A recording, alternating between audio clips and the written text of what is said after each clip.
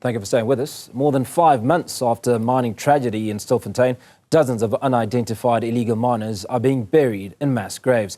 The situation raises ethical, legal and humanitarian concerns. We're joined by Yasmin Omar to explore the constitutional and human rights implications of this crisis. Yasmin, always good to speak to you. Appreciate your time this afternoon. Now, what legal framework allows for the burial of unidentified individuals, such as we're experiencing now? Thank you, Hugo, and thank you once again for having us. And I'm glad that you introduced this as a tragedy, because it's exactly what it is. What a sad event for South Africa, and a tragedy with the loss of the number of lives in Stilfontein. Now we know that the government procedure for the burial of unidentified people is to have what is commonly known as a paupers funeral. But it is a tragedy for us to have this number of people pulled out of Stilfontein mines done in a fashion that is currently happening. We know that this was an incident that arose out of a policing effort, and the policing, for the first time in the country, was designed. The method used was designed to starve people, and what the minister in the presidency said, to smoke them out. And the end result of that is the human tragedy that we see now. Constitutionally, we've told the courts, we've told the nation repeatedly, this is an absolute violation of the rights of life of people. This absolute tragedy in that the right to dignity of people is not being respected. And we see the end result of that. And what is even more tragic is the manner in which these burials are now being done en masse. We've got a situation where government was behind this human crisis that transpired in Stilfontein. They must take responsibility for the number of loss of lives.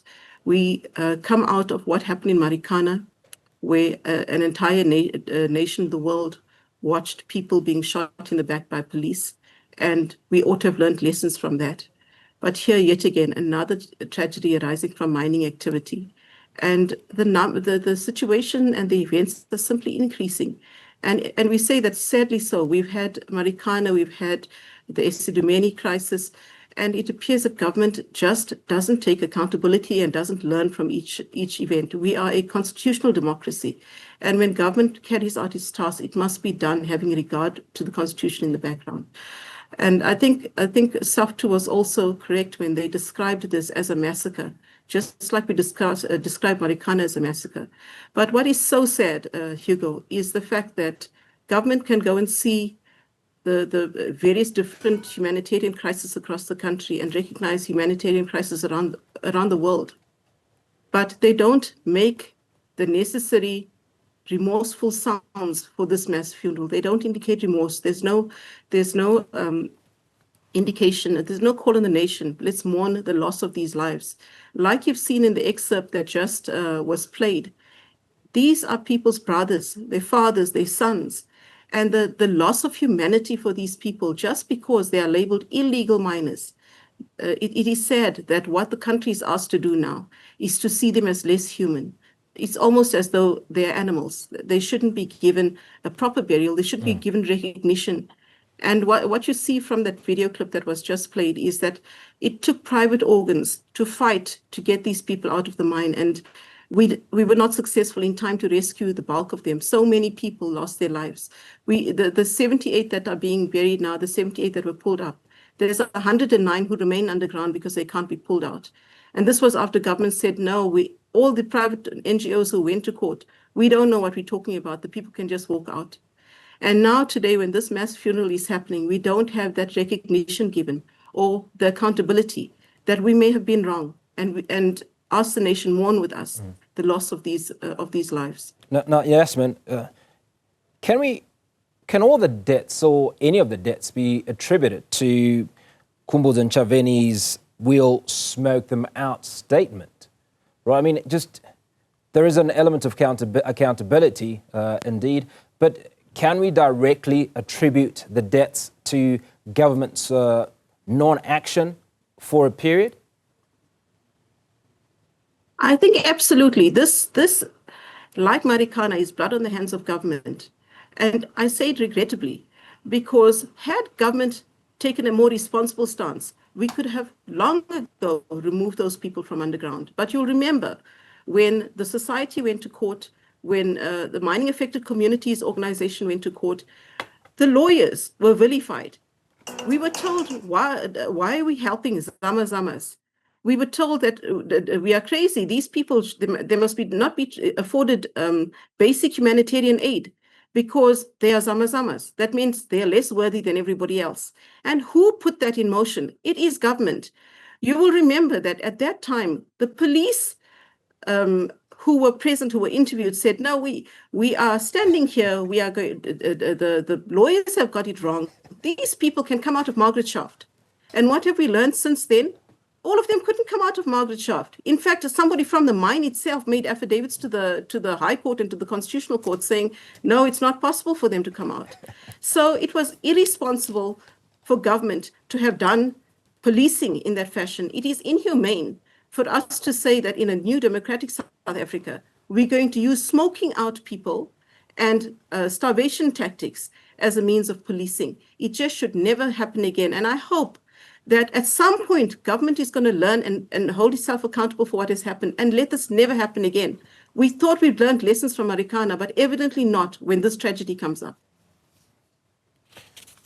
Now, in the burial of many of these individuals, in fact, all the individuals, they're obviously paupers' funerals because it is believed that the authorities have tried to reach out to their relatives where they could and have failed to do so. Do you believe that all avenues have been identified or have been exhausted before mass burials? Absolutely not. And you will notice this from the way this has been given coverage and been given it by the news media and by government. We are just told now that they've made a call and they asked the community, but I don't believe that the efforts were sufficient. Here you are doing mass burials of people. Why do you not believe, Yasmin, why do you not believe the efforts were the best possible efforts that the government department could have given? Because I think, Hugo, realistically, when this tragedy was happening and when you were looking for people, we gave attention. Had it not been for the NGOs coming forward, this matter would not have gotten attention. Government could have used the media platform to call for people to come forward and done a lot more. It could have been distributed across different social media, distributed in the surrounding countries, especially in Mozambique, where a lot of the miners came from. Not sufficient measures were done, resulting in the bulk of the people not being identified. We've got 25 identified of the 78 that were pulled out and the 109 that are still underground. So does that not suggest... Sorry, Yasmin, I obviously don't want this to be you having a go at government based on an opinion and not actual fact. Now, when you have a number of 25, 28 or 30 individuals who have been identified, it suggests that some effort has been made because there has been a response, right? Now, if only 3 or 4 individuals had been identified, then one might argue that it's because the individuals' families themselves have made the effort. But the fact that you've got a certain number who have been identified suggests in more ways than one that there was some effort by government to spread the word and reach out to these individuals. Bearing in mind that where you have a case of 453 individuals coming out from Mozambique, the amount of work that you can do to reach out to those nationals is limited, one would imagine. Now, Hugo, we must ask ourselves, why is it so limited? And what actually were the efforts made to find those the family members of the people in Mozambique? People who were arrested were brought to court and their details were provided to the court. Why wasn't more done? And if only 25 of we're looking at 109 and 78, that's far in excess of 200 people. If only 25 of the 200 people's identities were found, government must tell us, how did you establish only these few? Was it just because the community members came forward to claim those people? And what efforts were done? We didn't see anything on social media where there were calls calling for people to come forward and say, please claim these bodies. We are only told now, well, those who are not going to be claimed, we're just going to do a mass burial. My client's instructions, Hugo, is this is completely insufficient.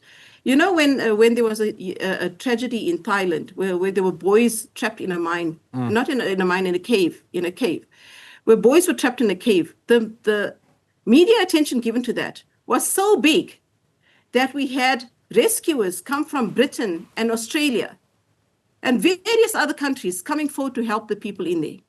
That was the level of public attention given to that matter.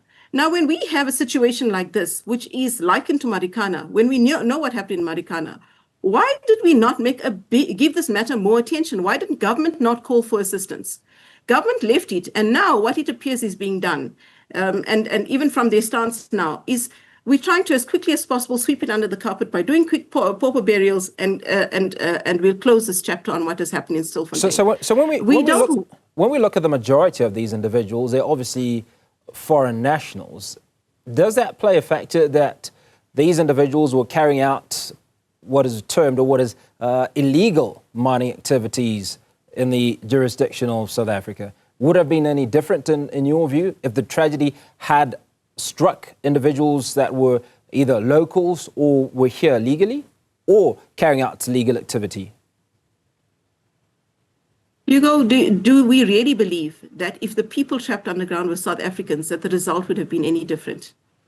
Because what the public were told is, these are illegal miners, they shouldn't have gone there, they went down voluntarily, so this is the fate that they must be meted. What it appears to be is that if poor people are stuck in a situation like this, then their lives are dispensable, and that's the truth of it. That's what has happened. Poor lives don't appear to matter to government.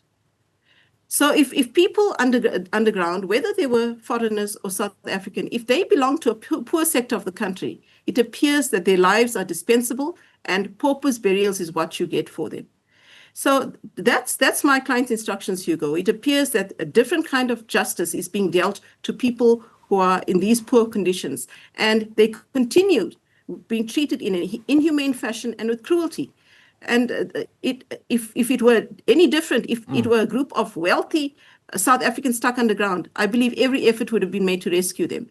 These people were left underground because their lives were dispensable, and that's exactly what happened. False information was given to the public, and we were told that they could simply walk out. They're hiding in there. They don't want to come out.